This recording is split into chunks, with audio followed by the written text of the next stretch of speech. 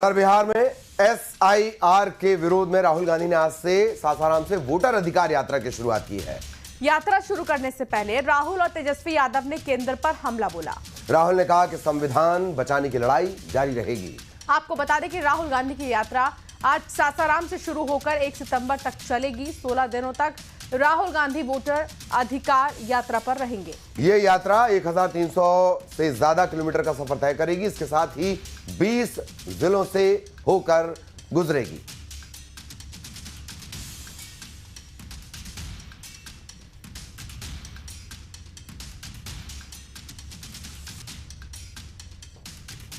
Election commission ने मुझसे affidavit मांगा और किसी से एफिडेविट नहीं मांगा। कुछ दिन पहले बीजेपी के लोग प्रेस कॉन्फ्रेंस करते हैं, उनसे कोई एफिडेविट नहीं मांगा, मुझसे एफिडेविट मांगा। कहते हैं कि आप एफिडेविट दो कि आपने जो हमें कहा, आपने जो डेटा रखा है वो सही है।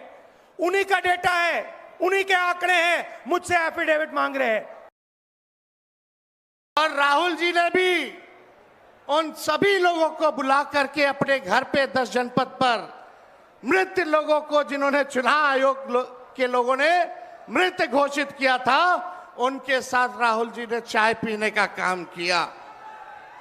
आप समझ सकते हैं कि आपके वोट की चोरी नहीं की जा रही है, बल्कि डकैती डाली जा रही है, डकैती डाली जा रही है।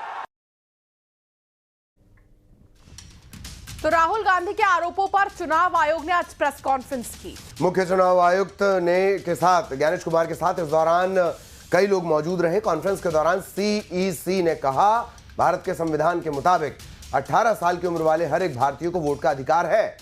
सभी राजनीतिक दलों का जन्म चुनाव आयोग में रजिस्ट्रेशन के बाद ही होता है। ऐसे में चुनाव आयोग कैसे किसी दल के साथ भेदभाव कर सकता है? इसके साथ ही चुनाव आयोग ने कौन सी बड़ी बातें कही हैं वो भी आपको बता देते हैं। तो चुनाव आयोग ने कहा कि एसआईआर को लेकर जनता में भ्रम फैलाया जा रहा है।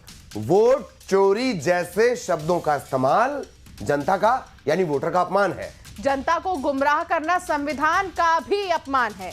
बिना इजाजत वोटर्स की फोटो का इस्तेमाल करना गलत है। चुनाव आयोग झूठे आरोपों से नहीं डरता, ये कहा गया। सभी मतदाताओं के साथ चट्टान की तरह खड़ा है चुनाव आयोग।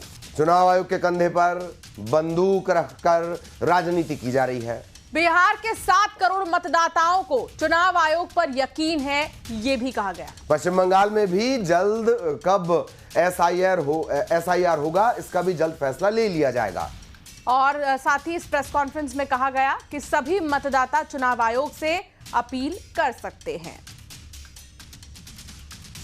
वोट चोरी जैसे गलत शब्दों का इस्तेमाल करके जनता को गुमराह करने का असफल प्रयास किया जाए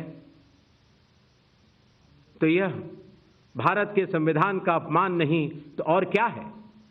ऐसे मिथ्या आरोपों से न तो चुनाव आयोग डरता है और न ही कोई मतदाता। जब चुनाव आयोग के कंधे पर बंदूक रखकर भारत के मतदाताओं को निशाना बनाकर राजनीति की जा रही हो, तो आज चुनाव आयोग सबको स्पष्ट करना चाहता है कि चुनाव आयोग निडरता के साथ सभी गरीब, अमीर, बुजुर्ग, महिला, युवा सहित सभी वर्गों और सभी धर्मों के मतदाताओं के साथ बिना किसी भेदभाव के चट्टान की तरह खड़ा था, खड़ा है और खड़ा रहेगा। सारे मीडिया के समक्ष ये कहना कि अगर मतदाता सूची में आपका नाम एक बार और है तो आपने 2 बार मतदान किया होगा और कानूनी अपराध किया होगा, और मेरे सारे मतदाताओं को अपराधी बनाना और चुनाव आयोग शांत रहे, संभव नहीं। हलफनामा देना होगा या देश से माफी मांगनी होगी, तीसरा विकल्प नहीं है। आपके माध्यम से मैं ये भी कहना चाहता हूं, अगर 7 दिन में हलफनामा नहीं मिला तो इसका अर्थ ये सारे आरोप निराधार हैं और हमारे मतदाताओं को ये कहना कि वो फर्जी हैं, इसके ऊपर जो भी इस बात को बोल रहा है उसको माफी मांगनी चाहिए।